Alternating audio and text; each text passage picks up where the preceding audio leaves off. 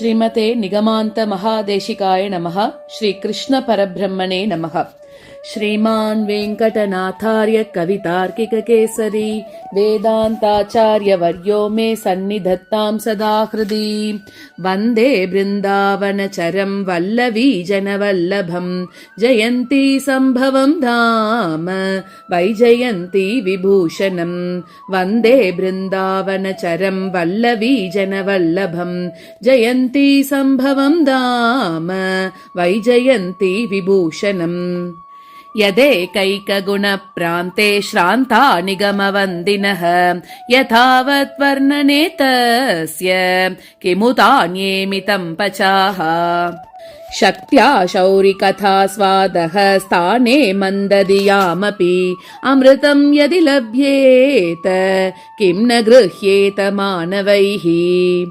वसुधा श्रोत्रजे तस्मिन् व्यासे च हृदयस्थिते अन्येऽपि कवयः कामं बभूवुरनपत्रपाः। स कविः कथ्यते स्रष्टा रमते यत्र भारती रसभावगुणीभूतैः अलङ्कारैर्गुणोदयैः। तदा त्वे नूतनं सर्वं मायत्यां च पुरातनं न दोषायै तु भयं न गुणाय च कल्पते। प्रवृत्तामनघे मार्गे प्रमाद्यन्तीमपि क्वचित् न वाचमवमन्यन्ते नर्तकीमिव भावुकाः। विहाय तदहं व्रीडां व्यासवेदार्णवामृतं वक्ष्ये विबुधजीवातुं वसुदेवसुतोदयम्। क्रीडातूलिकया स्वस्मिन् कृपारूषितया स्वयं एको विश्वमिदं चित्रं विभुः श्रीमानजीजनत्। जगदाह्लादनो जज्ञे मनसस्तस्य चन्द्रमाः परिपालयितव्येषु प्रसाद इव मूर्तिमान्। यदपत्य समुद्भूतः पुण्यकीर्तिः पुरूरवाः सतामाहितवह्नीनां विहारस्ते यतां ययौ। समवर्धत तद्वंशः उपर्युपरि पर्वभिः यशो मुक्ता बलैर्यस्य दिशो दश विभूषिताः। बभूव नहुषस्तस्मिन्नैरावतैवाम्बुतौ यमिन्द्र विगमे देवाः पदेत्यस्य न्यवीविशन्। नरेन्द्राः पृथिवी चक्रे नाम चिह्नैरलङ्कृताः जङ्गमास्तस्य वीरस्य जयस्तम्भा इवाभवन्। शक्तिरप्रदिगातस्य शात्रवैरपि तुष्टुवे यतावत् साधकस्येव यावदर्ता सरस्वती। वीरो रसैवोत्साहात् नहुषादभ्यजायत ययातिर्नाम येनैन्द्रम् अर्धासनमधिष्ठितम्। विशाल विपुलोत्तुङ्गे यद्बाहु शिखरान्तरे आसीत् वीरश्रिया सार्धम् भूमिरर्धासने स्थिता। निदेशं तस्य राजानो न शेकुरतिवर्तितुम् प्राप्तस्वपरनिर्वाहम् प्रमाणमिव वादिनः। तटाकमिव तापार्ताः तमिन्द्रमिव निर्झराः भावा इव रसम्भव्याः पार्थिवाः पर्युपासत। यदुर्नाम ततो जज्ञे यत्सन्तति समुद्भवैः समानगणनालेके निस्समानैर्निषध्यते। देहीति वदतां प्रायः प्रसीदन् प्रत्युवाच सः ललितध्वनिभिर्लक्ष्मी लीलाकमलषट्पदैः। स च वृत्तविहीनस्य न विद्यां बह्वमन्यत न हि शुद्धेति गृह्येत चतुर्थी चन्द्रचन्द्रिका। अपुनः प्रार्थनीयस्य प्रार्थितादिकदायिनः अर्तिनः प्रथमे तस्य चरमान् पर्यपूरयन्। शराणां शात्रवानां च सन्धानेन महौजसः तस्य निर्धूतलक्षेण द्विक्वचिन्नाप्यभूयत युक्तदण्डम् अमित्राणां कृतान्तं समवर्तिनं दक्षिणं लोकपालं तम् अमन्यन्त दिवौकसः यशः प्रसूनसुरभिः यदुसन्तानपादपः बभूव विबुधप्रीत्यै बहुशाकक्षमातले वंशे समभवत्तस्य वसुदेवक्षितीश्वरः जनकः प्राग्भवेयोऽभूत् देवदानवयूथयोः आनकानां च दिव्यानां दुन्दुभीनां च निस्वनैः सह जातं यमाचक्युः आख्ययानगदुन्दुभिम् तेन निर्मलसत्त्वेन विनिवृत्तरजस्तमाः जगति शान्तमोहेव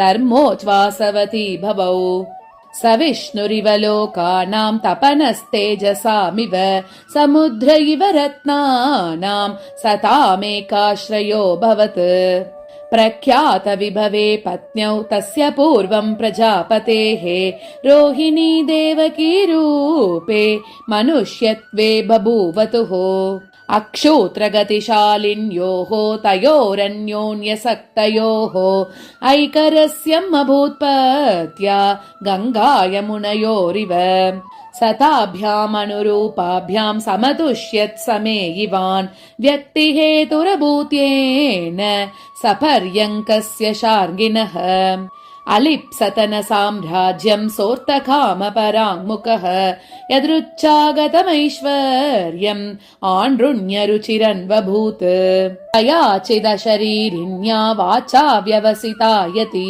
देवकीं वसुदेवं च कंसः कारामयोजयत् सकालातिबलः कंसः कालनेमिरनेहसा सर्वदैतेय सत्त्वानां समाहारैवोदितः एतस्मिन्नन्तरे देवी मेरुमध्यम् उपेयुषः प्रजापतिमुखान् देवान् प्राहसागरमेकला विदितं भवतां देवाः विश्वरूपेण विष्णुना महीयान् धर्मशीलेषु भारो यत्तन्निवेशितः अधर्मनिघ्नैरधुना धर्मसेतुविभेदकैः असङ्ख्यैरद्भुतैस्तुङ्गैः क्रम्ये राक्षसपर्वतैः अत आलोचित जगद्दितैः सुरगणैः स्वयं न पतामि न विद्ये च यताहं क्रियतां तथा इति ते भूतदारिण्या निःसृष्टार्थादिवौकसः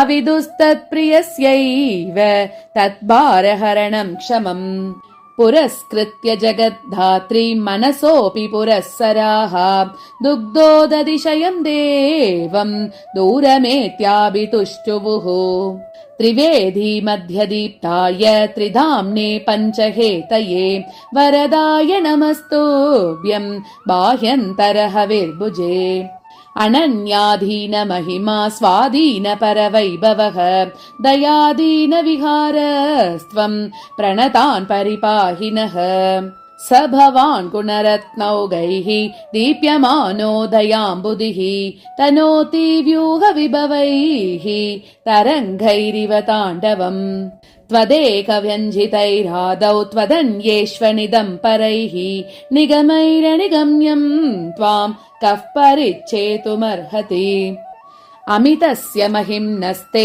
प्रयातुं पारमिच्छतां वितता वेदपान्थानां यत्र सायं गृहा गतिः नम्यस्य नमतः क्षूद्रान् वरदस्य वरार्तिनः पुत्रैः पितृमतः क्रीडा कथं ते केन वर्ण्यते नटवद्भूमिका भेदैः नाथ दिव्यन् पृथग्विदैः पुंसामनन्यभावानां पुष्णासि रसमद्भुतम् ब्रह्मादिस्तम्भपर्यन्त विचित्राङ्कुरशालिनां सलिलं कर्मकन्धानां क्रीडैव तव केवलम् निराधारनिजस्तेम्नो निरुपाधिकशेषिनः निरपेक्षनियन्तोस्ते निःसमाभ्यधिका गुणाः अनाविलदियामन्तः चिन्तामणिरिव स्फुरन् दिशस्यभिमतं सर्वम् अतिरस्कार्यदीदितिः संसारमरुकान्तारे परिश्रान्तस्य देहिनः त्वद्भक्त्यमृतवाहिन्याम् आदिष्टमवगाहनम् दुरितोदन्वधावर्ते गूर्णमानस्य दुःख्यतः समग्रगुणसम्पन्नः तारकस्त्वम् प्लवो महान् अपरिच्छिद्यमानस्य देशकालादिभिस्तव निदर्शनम् त्वमेवैकः त्वदन्यन्व्यतिरेकतः अकर्तुमखिलम् कर्तुम् अन्यथा कर्तुमप्यलम् सङ्कल्पसचिवः काले शक्तिलेशः स तावकः यन्मूलमखिलम् कार्यम् यदमूलमधीमहे लक्ष्यम् तदसि योगानाम् लक्ष्मीकौस्तुभलक्षणम् त्रिवर्गमपवर्गम् वा प्रतिलब्धुम् प्रयस्यताम् प्रलयेष्वपि दीर्घायुः प्रतिभूस्त्वदनुग्रहः यदेकमक्षरम् ब्रह्म सर्वाम्नाय समन्वितम् तारकम् सर्वजन्तूनाम् तत्त्वम् त्वम् च वाचकम् त्वदालम्बितहस्तानाम् भवादुन्मज्जताम् सताम् मज्जतः पापजातस्य नास्ति हस्तावलम्बनम् अनन्यरक्षाव्रतिनम् चातकव्रतचारिणः भवन्तमवलम्बन्ते निरालम्बनभावनम् अनिदम् पूर्वनिद्राणामनस्तमयभानुमान् आपादयसि पुंसाम् त्वम् अपुनस्वापजागरम् त्वदेकशरणानाम् त्वम् शरणागतजीवनः विपदम् न क्षिपक्षिप्रम् तमिस्रामिव भास्करः सति सूर्ये समुद्यन्तः प्रतिसूर्या इवासुराः जगद्बाधाय जायन्ते जहितान् स्वेन तेजसा सदैत्यहत्यामिच्छद्भिः सुरैरेवमभिष्टुतः अनन्यदृश्यः सहसा दयया दर्शनम् ददौ ततस्तम् ददृशुर्देवाः शेषपर्यङ्कमास्थितम् अधिरूढशरन्मेघम् अन्यादृशमिवाम्बुदम् पत्न्या सह निषेदुष्या पद्मलक्षणलक्ष्यया स्वेच्छयैव शरीरिण्या सूचिदैश्वर्यसम्पदम् सुकुमारसुखस्पर्श सुगन्धिभिरलङ्कृतम् स्वविग्रहगुणाराम प्रसूनैरिव भूषणैः आरञ्चितजगन्नेत्रैः अन्योन्यपरिकर्मितैः अङ्गैरमितसौन्दर्यैः अनुकल्पितभूषणम् उत्तेजितजयोत्साहम् आयुधैरनगोद्यमैः शौर्यविक्रमशक्त्याद्यैः सहजैः स्वगुणैरिव स्वकान्तिजलधेरन्तः सिद्धिसंहननम् स्वतः महिम्ना जातवैचित्र्यम् महानीलमिवोदितम् श्रुतिरूपेण वाहेन शेषकङ्कणशोभिना स्वाङ्घ्रिसौरभदिग्धेन दत्तसङ्ग्रामदोहलम् स्ववेत्रस्पन्दनिस्पन्दनेतव्येन निवेदितम् भक्तिनम्रेण सेनान्या प्रतिशृण्वन्तमिङ्गितैः अनपायम् तमादित्यम् अक्षयम् तारकाधिपम् अपारमृताम्बोधिम् अमन्यन्त दिवौकसः अभयोधारहस्ताग्रम् अनघस्वागतस्मितम् अवेक्ष्य विबुधा देवम् अलभन्त दृशोः फलम् तस्मै विज्ञापयामासुः विदितार्ताय नाकिनः निहताशेषदैत्याय निदानम् स्वागतेः पुनः तयि मे क्षत्रिया भूत्वा क्षोभयन्ति क्षमामिमाम् तव तेजसि यैर्नाथ दनुजै शैलभायितम् चतुर्णां पुरुषार्थानां प्रसवो यत्समाश्रयात् हव्यकव्यप्रसूरेषा दीर्यते दैत्यभारतः जातानि किल वेदानामुत्तमाङ्गोपधानतः त्वत्पादकमलादेशा त्वदेकाधीनधारणा यति न त्वरते नाथ पारभ्यपणये भवान् प्लावयिष्यन्त्युदन्वन्तः पृथिवीं पृथुवीचयः करुणादीनचित्तेन कर्णधारवती त्वया मावसीदतु पृथ्वीयं महती नौरिवाम्बसि रशनारत्नरूपेण पयोधिरशना त्वया प्रशान्तदनुजक्लेश परिष्करणमर्हति हंसप्रभृतिभिः सेयं शल्यैरिव समुद्धृतैः चिरं भवतु ते पृथ्वी शेषमूर्ते शिखण्डकः प्रबोधसुभगैः स्मेरैः प्रसन्नैः शीतलैश्च नः कटाक्षैः प्लावय क्षिप्रं कृपैकोदन्वदूर्मिभिः त्वयि न्यस्तबराणां नः त्वमेतां क्षन्तुमर्हसि विदिताशेषवेद्यस्य विज्ञापनविडम्बनाम् इत्थं वदति देवानां समाजे वेधसा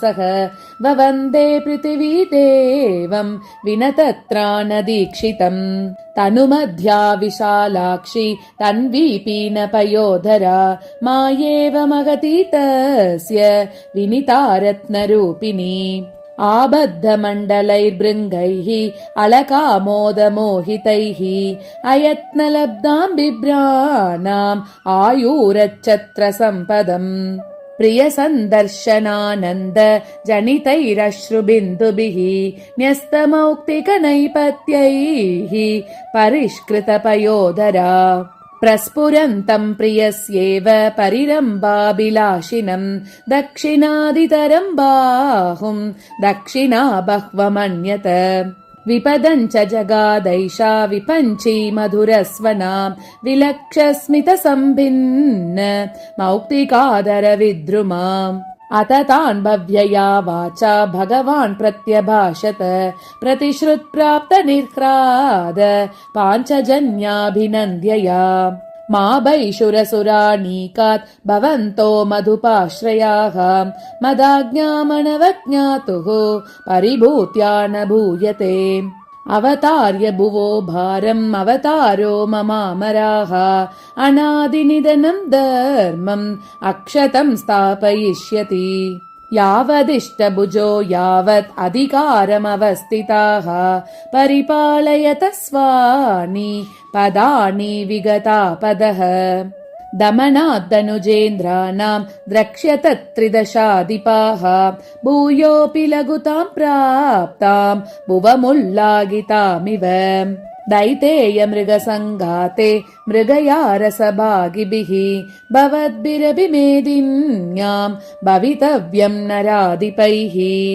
इति ताननकादेशः समादिश्य जनार्दनः अवदीरितदुग्धाब्धिः मथुरायां मनोददे आश्वास्य वागमृतवृश्चिभिरादितेयान् दैतेय भारणमितां पृथिवीं च देवीं प्रातुर्बुभूषुरनगो वसुदेव पत्न्यां पद्मापतिः प्रणिदते समयं दयायाः साधूनां स्वपद सरोज षट्पदानां धर्मस्य स्थितिमनगां विधातु कामः यद्गर्भे जगदखिलं स एव गर्भो देवक्या समजनि देवदेव वन्द्यः साधूनां स्वपद सरोज षट्पदानां धर्मस्य स्थितिमनगां विधातु कामः यद्गर्भे जगदखिलं स एव गर्भो देवक्या समजनि देवदेव वन्द्यः